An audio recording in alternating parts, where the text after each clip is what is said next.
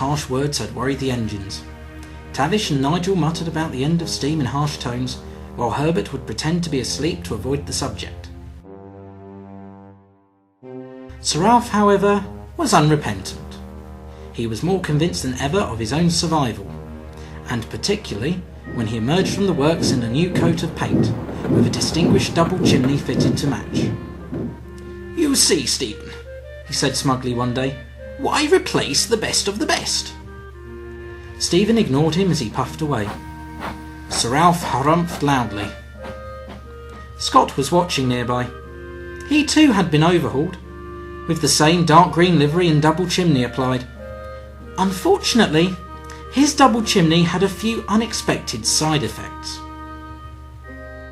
"Scott!" Nigel called to Herbert at the other end of the yard. "Your train is ready." "I'm over here!" Scott called to Nigel. Nigel kept looking at Herbert. "Your lips didn't move," he said with wonder. "I said I'm over here." "How'd you do that lip thing?" Nigel asked. "I'm over here!" Scott bellowed for the umpteenth time. "Never mind, Scott," Alan laughed. "We're only teasing." Scott was not happy about his chimney. "This damn drifting smoke," he complained. "Why don't you get this problem, Herbert?" "I dunno." "You'll be needing a set of smoke deflectors then," Alan said brightly. "And blinker myself like a beast of burden? No thank you." "I want my old chimney back," the A3 Pacific complained. "This double nonsense makes it hard to see." "Like anyone wants to see you in this state anyway," Sir Ralph sniffed. "What is it with your whinging?" "Whinging indeed," Scott began. "I do not." "You do?" "I most certainly do not." "You most certainly do." "I do not," Scott bellowed, safety valves hissing furiously and filling the shed with ash and steam. "Great, Scott." "Just great," choked Alan. "My lovely paintwork," Sir Ralph coughed. "What will you do for an encore?" "Drop your fire," Nigel gasped. "Don't even joke, Nigel," Sir Ralph said. "That's the most undignified thing an engine can do." "Balderdash," Scott said. "Sometimes dropping the fire is a necessity." "You'd know all about that," Alan said with a grin. You wouldn't," Scott said, a little too hastily. "I would then," Alan laughed. "Not too long ago, our friend Scott here was a Leicester engine, and not a King's Cross engine, and—" All right, Scott said anxiously. "I give. I dropped my fire, it was very embarrassing, the end, good night." "Come now, Scott," Stephen said with a smile. "It wasn't quite like that." "You're too modest," he said to the red-faced Pacific. "Chaps, listen up. Here's a story about how great Scott really is."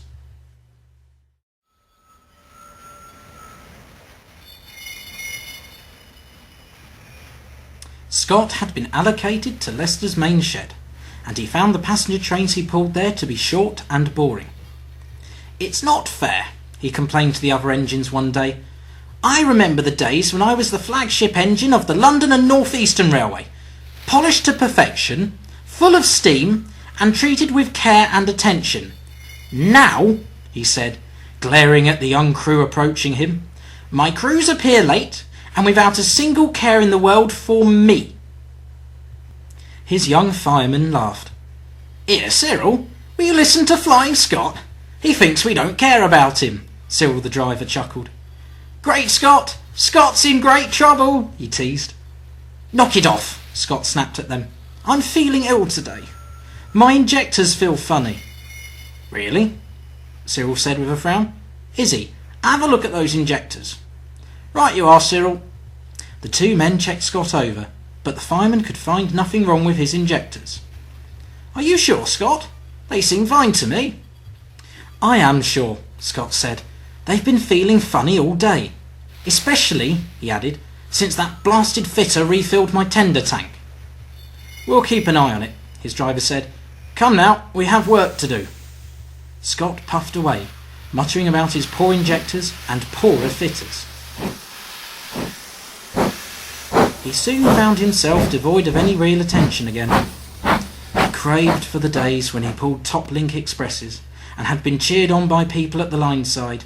he missed the sheer spectacle of pulling out of King's Cross and running non-stop all the way to Edinburgh.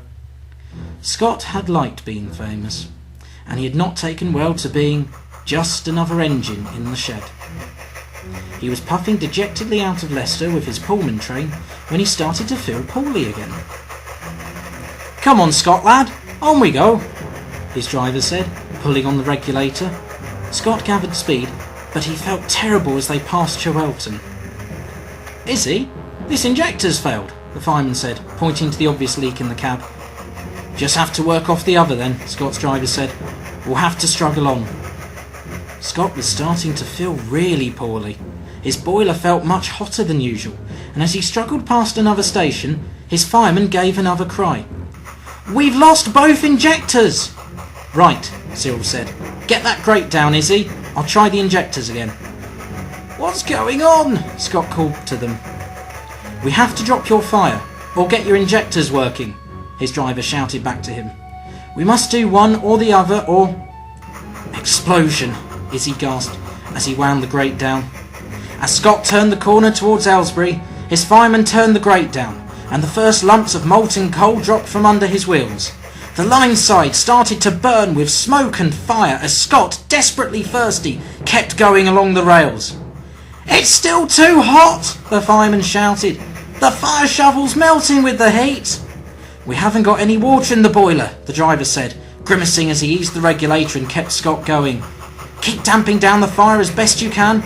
We'll know soon enough if those plugs go." The plugs were Scott's fusible plugs. They act as a last, loud warning, letting out some of the pressure of the boiler before the water level dipped below the crown of the firebox. If they didn't get some water in Scott's boiler quickly enough— "I can't breathe," Scott gasped, hot coals dropping from under his wheels as he scraped the rails. "I feel so hot." "Come on, Scott," the driver said, desperately coaxing the injectors. "Just a little water." Scott shut his eyes. Then it all happened at once. "We've got water," Cyril said, relieved. "How?" gasped the fireman. "No idea. Just pray they keep working," Cyril said, and the two men nursed Scott home towards London.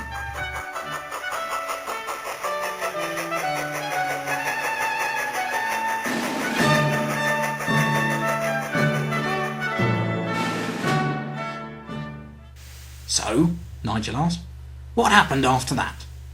"They took me to the shed, where Alan was waiting for me," Scott said. "They then checked me over, and couldn't find anything wrong with the injectors." He looked at Stephen with a smile. "But," Alan grinned, "they did find several buckets full of roach, bream and rudd in your tender." "Fish?" snorted Sir Ralph. "You're Flying Scotsman, not a flying fish," said. The engines groaned. "We know that," one of the tank engines said. "It comes from the river, Herbert," Stephen said kindly. "And, of course, algae comes through the pipes with the fish, and the fish feed off the algae in the tank. And then one gets stuck in your tank and plugs the injector mishap." "Can you eat any of those fish? Really?" Herbert pondered. But no one was listening as they all began laughing and joking with that truly great engine, Scott.